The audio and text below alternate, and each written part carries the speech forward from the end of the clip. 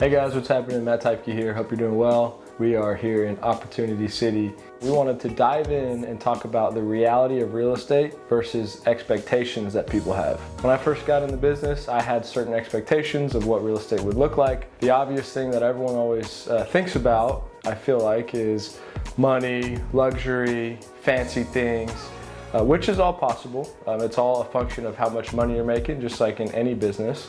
But after being in the business for so long, I have a different view and a different perspective, and just wanted to kind of lay that out for you guys, both as a broker and an agent, and then also as an investor, and just try to provide any kind of value that we possibly can. It is an exciting industry. We do believe that anybody can do it. There's opportunities for anybody, but we kind of want to lay out what exactly that looks like. So if you can, stay tuned. We're going to dive right in.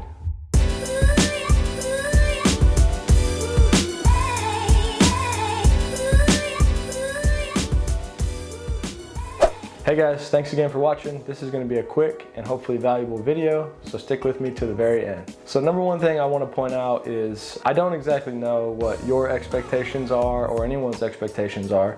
So really what I want to do is to dive into how I view what's the reality, what does real estate truly look like at the end of the day. And number one, in my opinion, is sacrifice.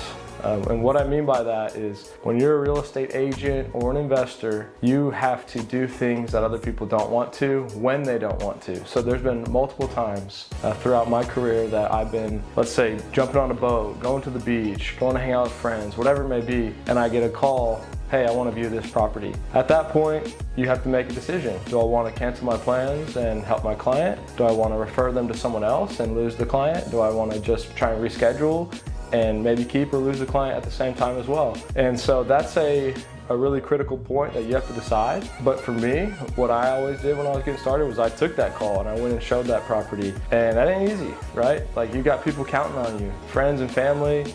They may not understand why you're leaving, but you're committed to this. So it's that sacrifice and the commitment that really lead to finding success. As you get further along in your career, you can kind of learn a little bit and try to judge things out. If it would be okay to reschedule, if you might not lose the client, you know, you might understand like the intricacies there.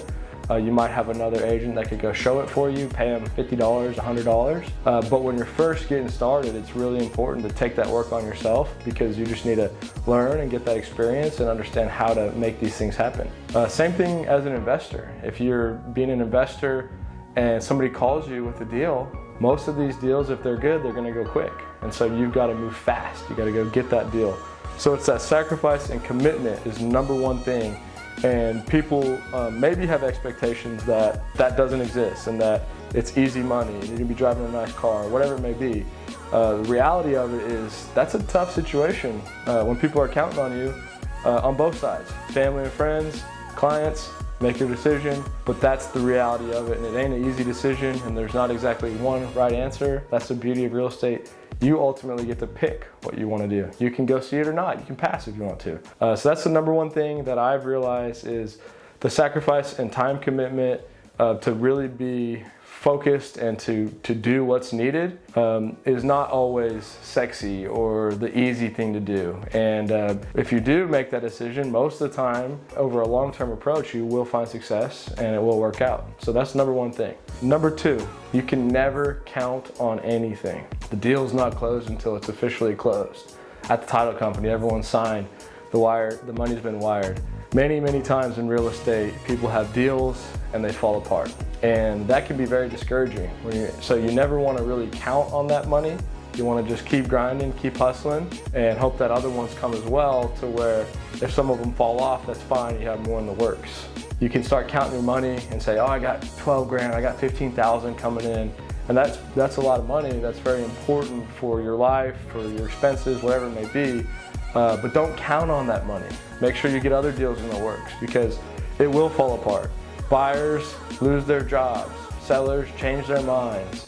You know, like here in Austin, storms happen, right? Like, you could be selling your property and we had that snowstorm, whatever you want to call it, and houses got messed up, right? Like, really messed up. That ruined deals straight up.